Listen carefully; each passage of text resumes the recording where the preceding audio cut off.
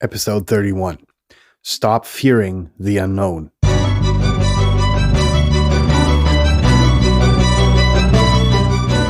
You're listening to the very best podcast in the world on health, wealth, and happiness. Please remember to leave a review and share with all your friends and family. And here is your host, Lars Hilser.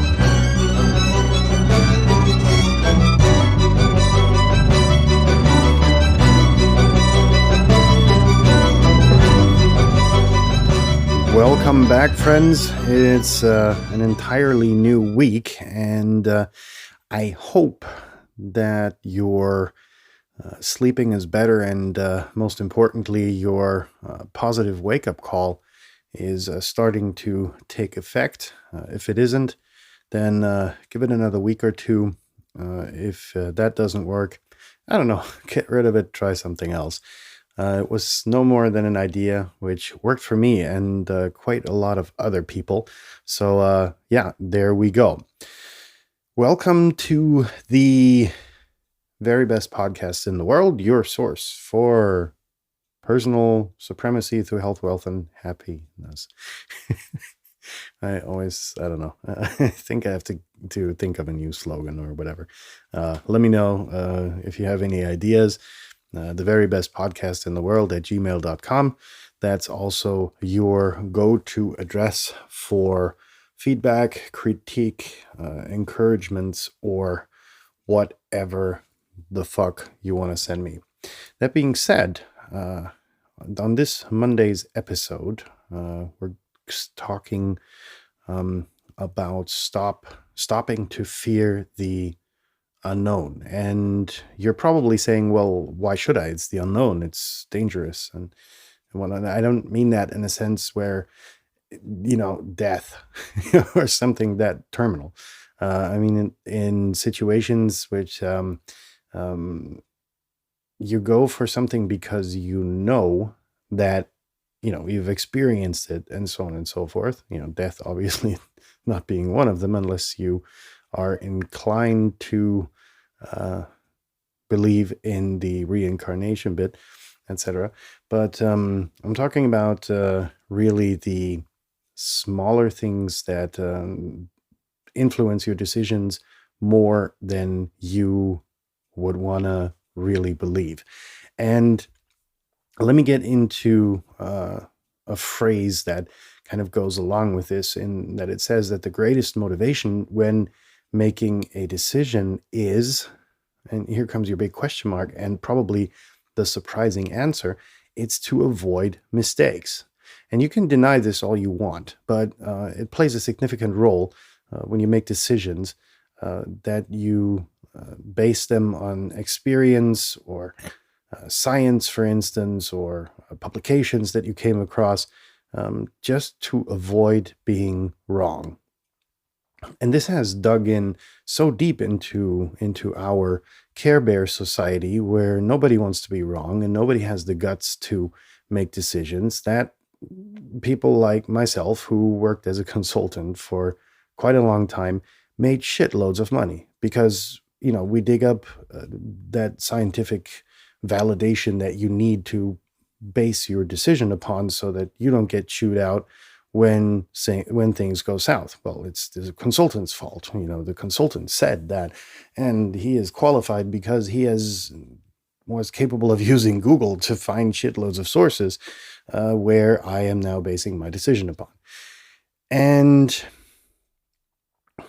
that's the real problem. Now, people don't choose based on what they want dearest, but what they fear least.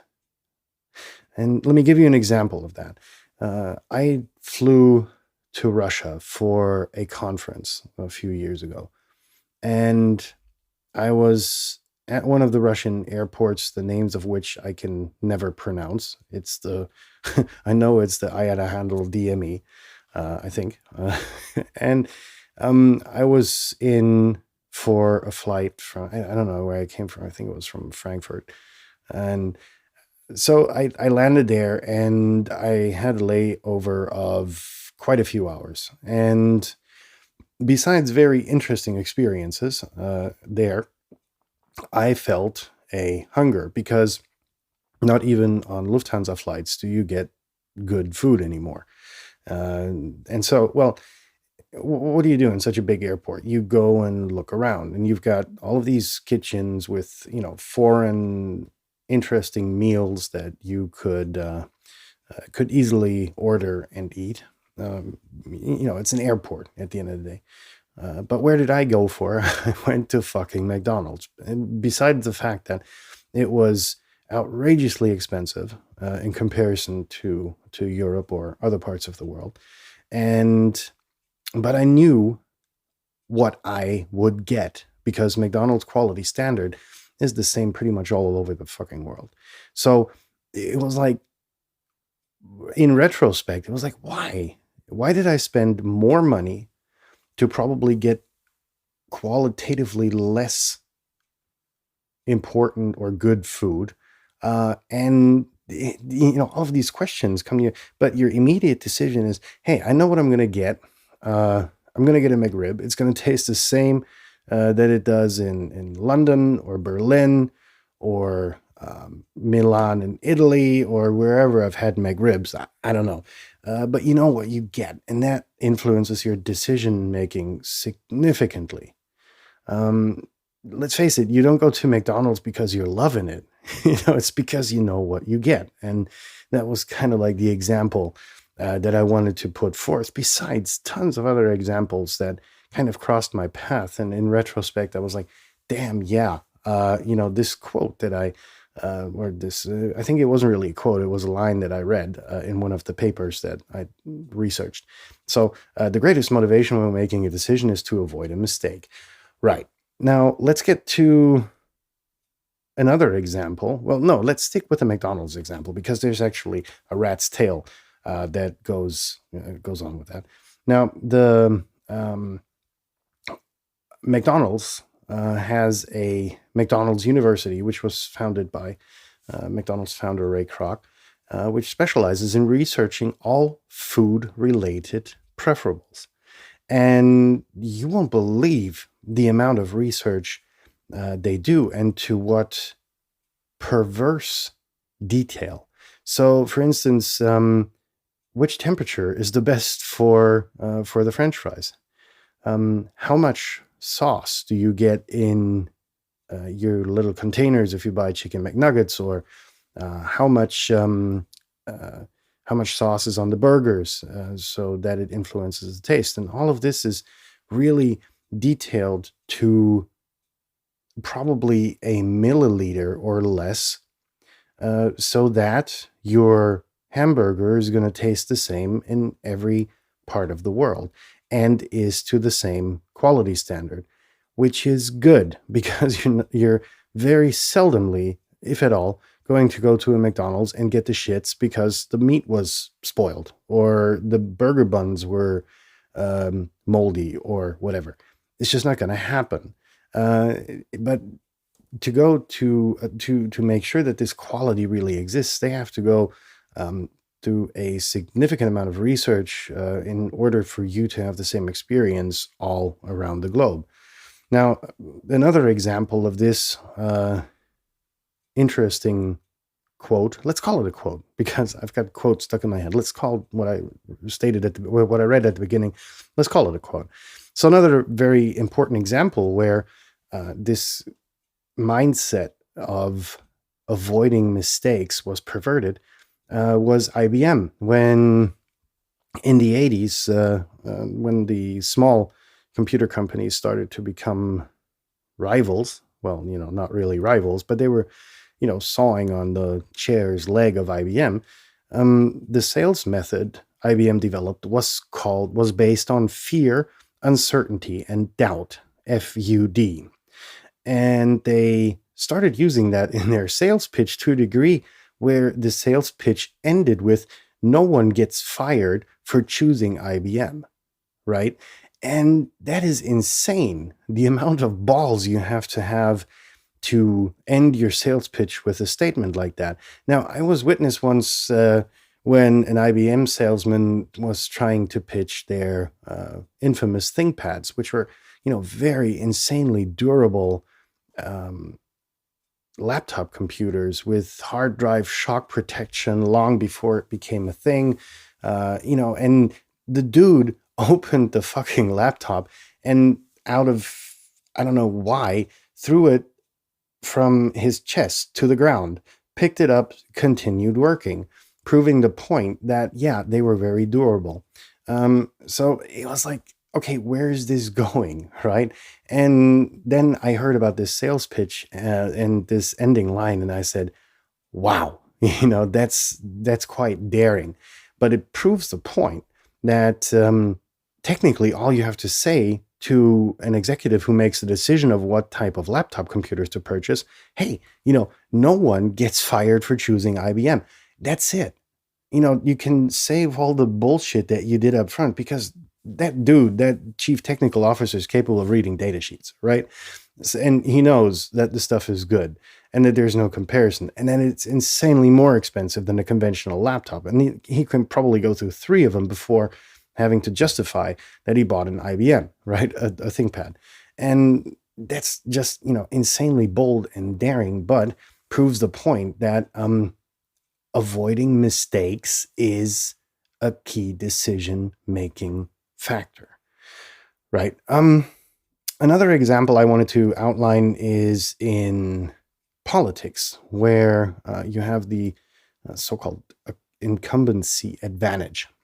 So it's not because this is particularly true in the US, but it's starting out to happen in a lot of other nations where it's like you've got your politicians there and they're there forever.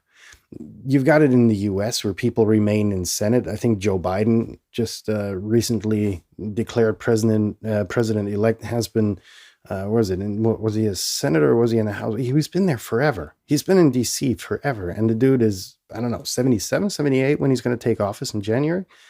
So that's an interesting point. How long do these dudes stick around? It's not because they're good, right? Otherwise things would change way more.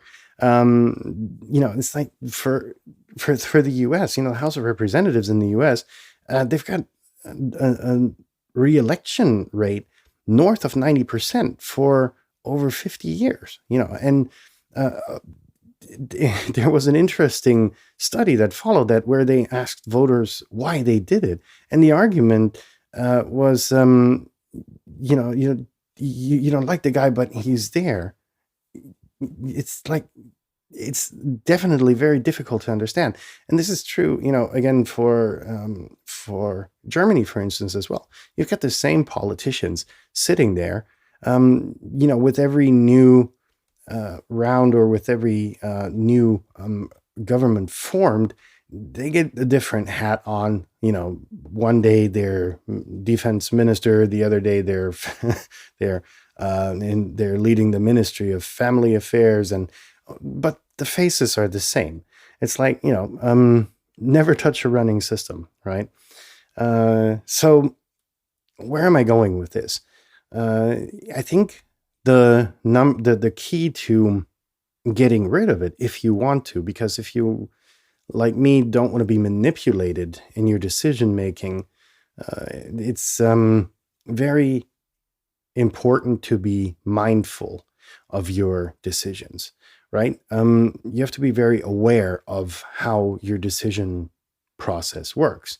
Don't be impulsive. That's the number one thing. If you're like a lot of people are, an impulsive purchasing person, saying that, for instance, I need this without any rationale. I'm just going to buy it, right? And I'm going to think about the consequences later. And that's like a very impulsive behavior, which you have to kind of get a hold of first, and then become or move into the next level, which is watching yourself. And more importantly, your conscious, but also your unconscious self, at how you make decisions, why you make them, and what the consequences are going to be, right? That's the really important things that I had to go through to become aware of how I act and how I am influenced. And, this example that I made at the beginning with McDonald's in Russia, that was such a hit in the face for me because, I thought of myself as a quite rational decision maker, when it comes to that. But, you look back at yourself and you go like, fuck, 2 years ago I was in Prague. What did I do? I went to McDonald's, and it works, right? And this comforting feeling that somebody gives you, right, like McDonald's or IBM, that nothing's going to happen to you. You're going to enjoy a good meal in Prague, the same you did, I don't know where I was a few weeks earlier, in Paris, in France. And you're going to have the very same experience in New York, in the United States, or in Sao Paulo, in Brazil, or wherever the fuck McDonald's is. You're going to have the same experience and you're loving it. Well, not really. You got me on the part where I really will enjoy the same experience. The food is okay. It's going to be warm. It's not going to give me the shits, which I can't use between flights, right? Hotel, different story. But those are like and they don't say it, it's a feeling they give you, and which you have to be very aware of, the ways that you get manipulated into making these decisions. I think I repeat myself. So, in that sense, I think we're going to wrap it up here. A very important point that you have to take away is, don't get fucked with. Don't get fucked around by these decision influencers. Make bold decisions every now and again. It can cost you a kick in the nads or a kick in the ass, or it can even cost you a significant amount of time in getting your career back in track if you make a bad decision. But sometimes it's worth to be, one of the daring people than one of these loners and no-lifers that hang around in a lot of these corporations nowadays. And believe you me, there are a lot of them out there. And I know you've got obligations and you have to put food on the table, etc. But, at the end of the day, the question for yourself is how much do you want to be influenced and how much do you really want to change stuff? For me, this has always been true, and it's set me back probably quite a few years going the transitions from or in between lives, as I always call them, or life. Lives at the end of the day. And it's very important to be aware of that. But awareness is, I think, one of the greatest gifts which a lot of people have just slapped out of the hand that it was reached to them. In that sense, feedback, as always, please to the very best podcast in the world at gmail.com. And critique also, and pretty much everything else. I'm, I don't know, pretty fucking tired. The weekend was exhausting. A lot of yard work and getting everything winter ready. And so in that sense, keep your hands above the blanket too. And have a good night if you are east of me. And a very successful day to you if you are west of me. I hope to hear you again tomorrow. Peace out.